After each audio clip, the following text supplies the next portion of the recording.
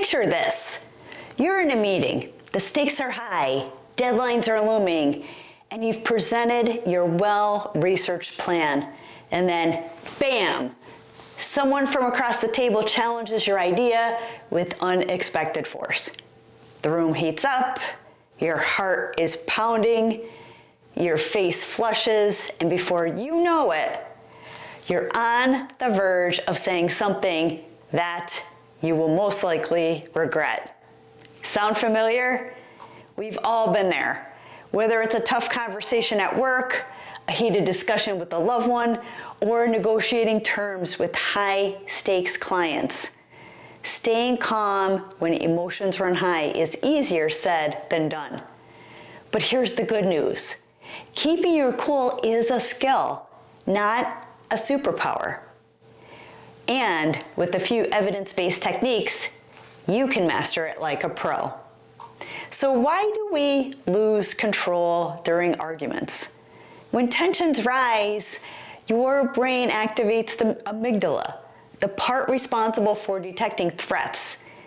This triggers the infamous fight or flight response, and your body floods with cortisol and adrenaline, priming you for either fight, flight, or retreat.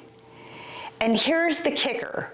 Studies show that once this response is triggered, it takes about 20 minutes, believe it or not, for your body to return to baseline after a heated exchange.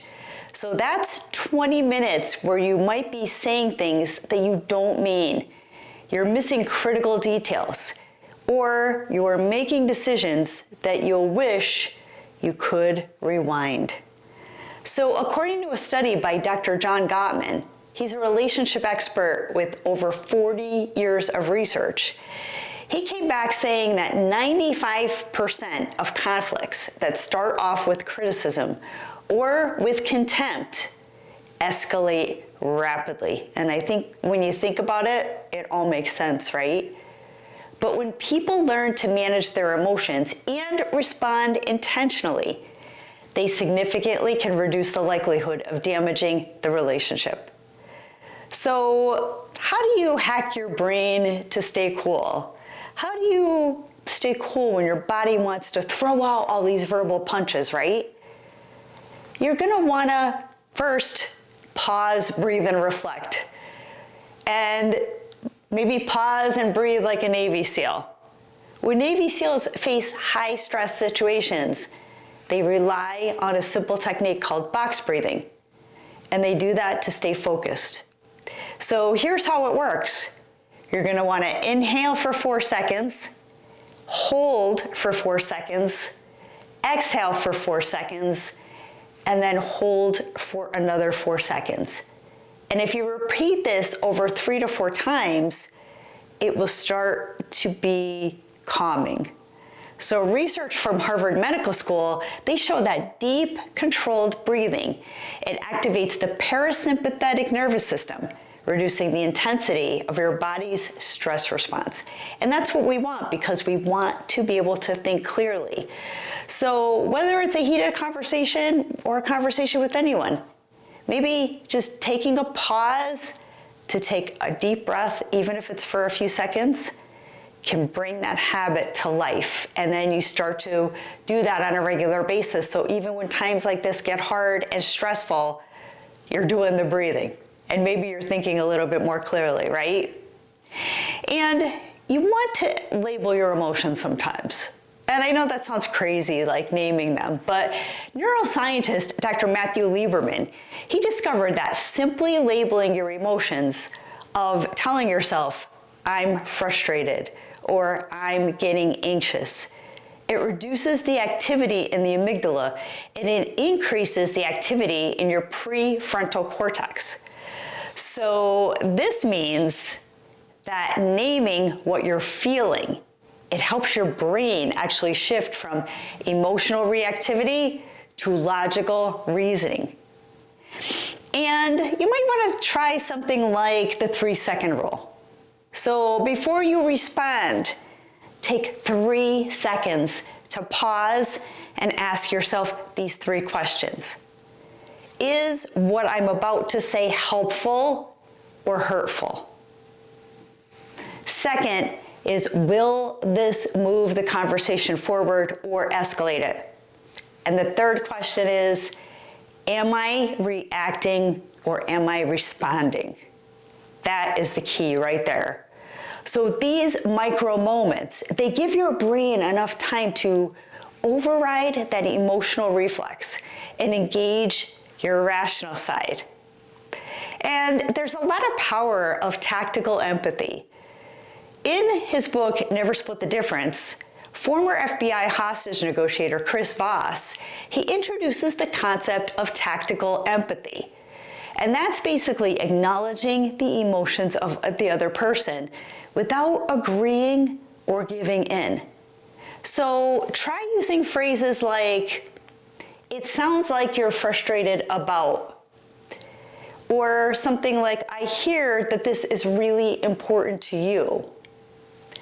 Or you can try something like, "Let's take a step back so we can figure this out." This approach not only de-escalates the tension, but it also gives you more control over the conversation, making it really look like you're trying to work with them and not against them. And you can also practice the art of emotional distance. So when emotions run really high, zoom out a bit. I know that sounds like crazy, but if you can in your mind, like, zoom out and imagine watching the conversation unfold from a third person's perspective. Studies published in the Psychological Science show that adopting a self-distance perspective helps people analyze conflicts more rationally, and it also reduces emotional reactivity. So you're almost pretending that you're the third person and you're not even in the conversation. So the next time that you're in a heated discussion, mentally ask yourself, if I were an outsider observing this situation, how would I advise myself? And what's the bigger picture here? When you think about it, sometimes, you're in situations and maybe you're not thinking clearly because you're in the heat of the moment, but when you're an outsider looking at someone else's situation or what's going on with them, you have a whole different perspective than they have most of the time, right? I found that in coaching. There's some individuals that I've met with that are going through things that maybe I had gone through in a similar fashion, but because I'm on the outside looking in, I had a totally different perspective. So discipline can be your superpower here. I know I talk a lot about discipline, but you find it everywhere, right? And mastering emotional control isn't about suppressing these emotions. It's about training yourself to respond intentionally instead of reacting impulsively. And like any skill, it takes practice. High performers who excel in negotiation, in leadership, and in conflict resolution, they consistently use 3 techniques to stay composed under pressure. And they're the 3 that we talked about today. So remember, staying calm during a heated argument, it isn't about winning.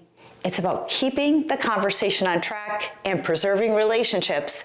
And the more that you practice, the easier it gets. So the next time you feel your blood boiling, take a breath, pause, breathe, and reflect. And ask yourself, am I in control, or is the heat of the moment taking over? And the choice is always yours. So stay cool, stay in control, and keep building that unstoppable discipline.